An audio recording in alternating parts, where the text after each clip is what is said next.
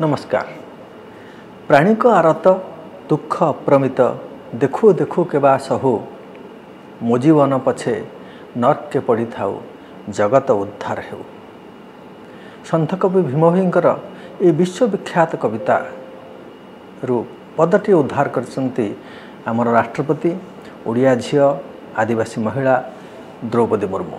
श्री जगन्नाथ क्षेत्र के एक प्रख्यात कवि भीमभोई जी की कविता की एक पंक्ति है, मो जीवन पछे नर्के पड़ी थाउ जगत उद्धार है।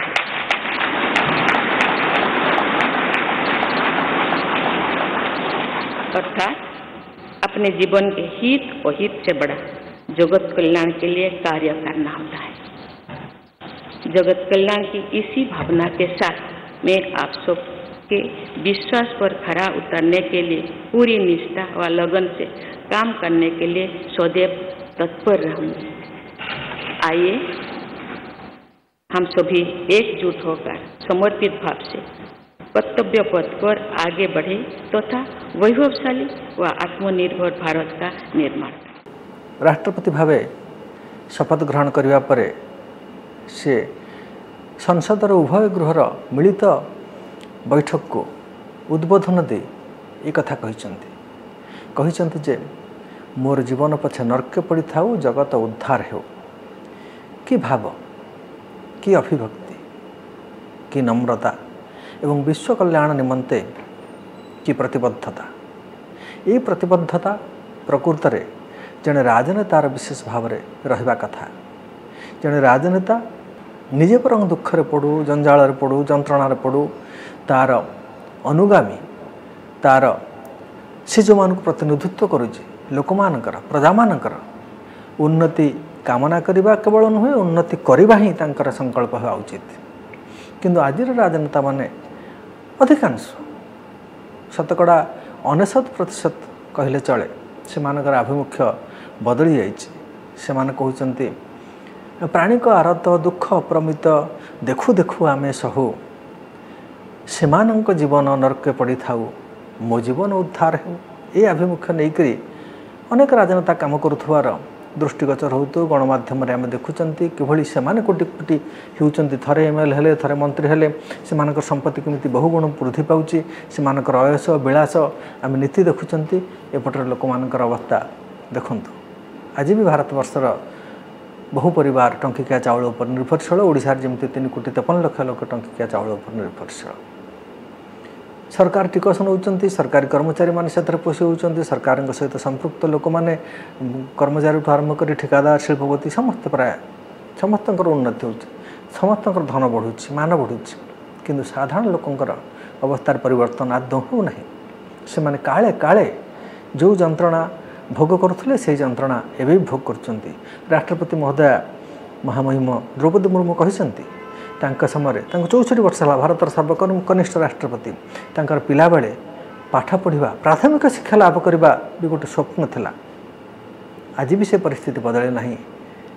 64 वर्ष अतिक्रांत हो गलानी। अंततः द्रौपदी मुर्मू के जीवन में 64 वर्ष अतिक्रांत हो गलानी। कोनो भारतर ये व्यवस्था भितर आज भी अधिकांश आदिवासी दलित पछुआ वर्गर पिला मानक पई प्राथमिक शिक्षा एवं भी एक स्वप्न।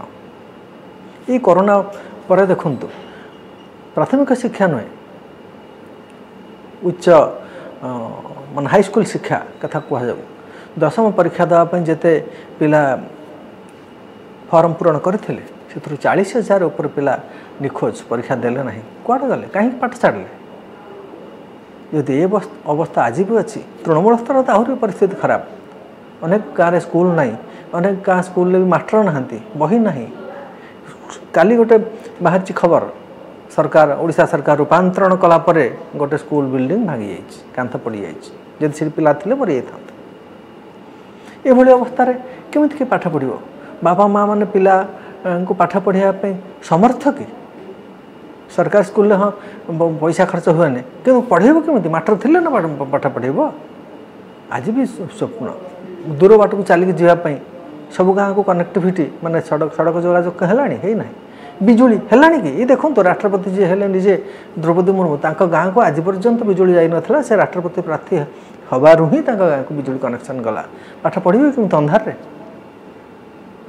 दिन मान काम करेंगे राति बहुत पिला पाठ पढ़ते गाँ गहर पिला जो काम करा पड़ुची गाई जगह पड़ुची छेली जगह पड़ुची घर कम माँ बाप को साहाय्य करा पड़ुची स्कूल समय फेरिले पढ़ो केत राति तो पढ़ा कथा आलो ना केमती पढ़ो आज भी स्वप्न बहुत पिला पाठ पढ़ा जीवन में अग्रगति करवा स्वप्न समस्त अच्छी मु भी दिने राष्ट्रपति हेबी मु भी दिने प्रधानमंत्री हेबी मु भी दिने मुख्यमंत्री भी एत बड़ स्वप्न करवा दरकार नहीं खाली साधारण भाव में चलवा स्वच्छंद स्वच्छल निजर समस्त आवश्यकता निज रोजगार पूरण करवा से स्वप्न साकार करवा भी गोटे मनीष जीवन में केते कष्ट ताहा केवल अनुभवी ही जानुच यही कथाटी महामहिम राष्ट्रपति द्रौपदी मुर्मू आज भारतवर्षर सामने उपस्थापन करिसेंती सी निजे भोगी जीवन जंत्रणा कौन देखी आदिवासी गाँव में केमिति चलुंट लोक मैंने केमिति बंचुंट केते संघर्ष करिया पड़ुची दिवाली दिमुठा पेट पोषापी खायापी आहार संग्रह करने। मैंने अपनी जीवन यात्रा पूर्वी भारत में ओडिशा के एक छोटे से आदिवासी गांव से शुरू की थी। मैं जिस पृष्ठभूमि से आती हूँ वहाँ मेरे लिए प्रारंभिक शिक्षा प्राप्त करना भी एक सपने जैसा ही था, लेकिन अनेक बाधाओं के बावजूद मेरा संकल्प दृढ़ रहा और मैं कॉलेज जाने वाली अपने गांव की पहली बेटी थी।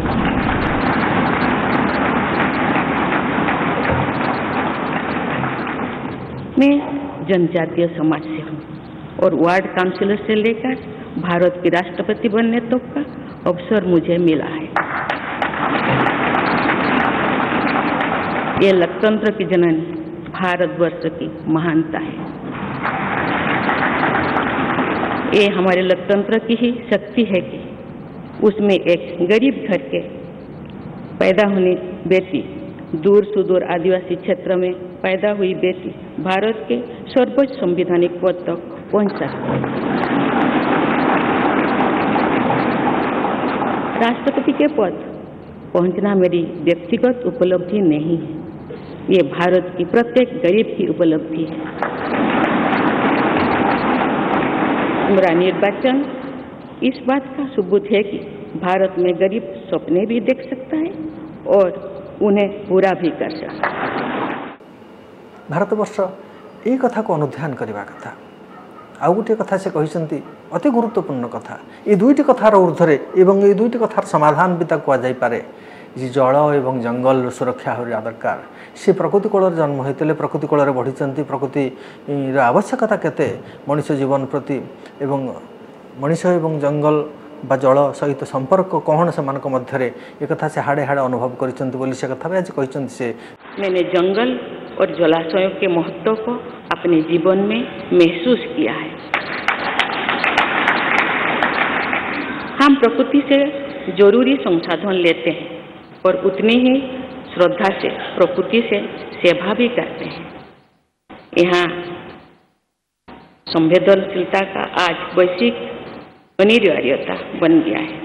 मुझे इस बात की प्रसन्नता है कि भारत पर्यावरण संरक्षण के क्षेत्र में विश्व का मार्गदर्शक बन रहा है। जल और जंगल सुरक्षा करने निहाती जरूरी किंतु आज विकास बाया मनीष मैंने कौन कर विकास विकास ना रे जंगल संपद उजुड़ी जाउची खनि खादान खोला जाउची पहाड़ ध्वंस होउची जलाशय गुड़ाक प्रदूषित कर दिया जाउची पुती दिया जाउची बंद कर दिया जाउची जल विहुने कौन हम मनीषर अवस्था 20 टंका लिटर है पीवा पानी दर अम्लजान गोटे सिलिंडर पिछा 700 टंका लगे मेडिकल अम्लजान कोरोना समय समस्त अनुभव थी जो मैंने भोगी थे कोरोना भगवान सी दुर्दशा समस्त न दिंतु गछ माहालियार अम्लजान दिए आम जंगल संपद ध्वंस करुँ जो प्रश्वास रे जो अम्लजान न नेले मनुष्यर मृत्यु सुनिश्चित केवल मनुष्य नुहे यह जगतर प्राय समस्त पानी प्राणी जो मैंने अम्लजान ग्रहण करके बंचुंट जदि जंगल ध्वंस हो गछ ध्वंस हो अम्लजान अभाव सुनिश्चित हम प्रदूषित वायु ग्रहण करके प्रश्वास रे मनुष्यर देह खराब हम अचिर मृत्यु मुखर पड़ अम्लजान अभाव विषाक्त गैस सब देह को विषाक्त करदेव से भाई प्रदूषित जल कौन न करें ये देखो कई दिन तले रायगड़ा कौन है 6 जन लोकंर प्राणहानि घटला भाईब्रो कलरा हो जा सरकार प्रथम मान ना प्रथम खबर उठला विषाक्त खाद्य खाई मरले कि सरकार कहले विषाक्त जल बिक्री मले जहाँ भी हो विषाक्त खाद्य भी जोगेवा सरकार काम विशुद्ध जल भी विशुद्ध खाद्य जोगेवा सरकार काम विशुद्ध जल भी जोगेवा सरकार काम से विफल होती सरकार विषाक्त प्रदूषित जल कहीं जड़े प्राणी पीऊँचे से आदिवासी हो दलित हो पछा वर्ग हो जिते गरीब हो जिते धनी हो कहीं पीऊँचे ना बोली तो कहीं ना विकास नाम आप सब नदी को प्रदूषित करदे एक कथाटा उठे महामहिम राष्ट्रपति द्रौपदी मुर्मू बहुत बढ़िया कथा भारतीय संविधान भी कौच भारतीय संविधान चतुर्थ परिच्छेद DPSP directive principle of state policy राज्यगुड़ी को निर्देशावली नीति निर्देशावली से अच्छी भारत सरकार केवल नुहति भारतर समस्त नागरिक जंगल एवं जलाशय गुड़िकर सुरक्षा करने निहाती जरूरी कारण ये जीवन आधार जीवन विकास भी माध्यम से गुड़िक नष्ट कर दिया जीवन लोप पाइब निश्चिन्न हो एक कथा भारत सरकार भी अनुध्यान करवा दरकार किंतु भारत विकास पथर माड़ी चली विकास माने विनाश पथर माड़ी चली जंगल संपद ध्वंस हो जल संपद ध्वंस हो केवल से नुहे ता सहित अन्य आनुषंगिक संपद भी मृत्तिका संपद प्रदूषित हो अन्य शक्ति जो अग्नि ताकू भी प्रदूषित कर दिया कहले जल प्रदूषण करें कि तार अपव्यवहार कर अस्त्र शस्त्र मनीष ध्वंस समाज ध्वंस सहर ध्वंस गाँव ध्वंस से गुड़ाक सब व्यवहार कर जहाँ कही राष्ट्रपति महोदया ताहाकू भारत सरकार एवं ओडिशा सरकार एवं अन्य समस्त जगत जो माने विकास से संपृक्त जो माने भारत प्रशासन शासन सहित संपृक्त से गंभीरतार सहित अनुसरण करी भारतर विकास धारा गोटे मोड़ आनिबा दरकार निहाती जे जनवादी हवा दरकार समस्त विकास प्रकृतिवादी हवा दरकार समस्त विकास प्रकृति एवं विकास मध्य गोटे अति सुसमन्वय अति सुसमतुलता रहा निहाती दरकार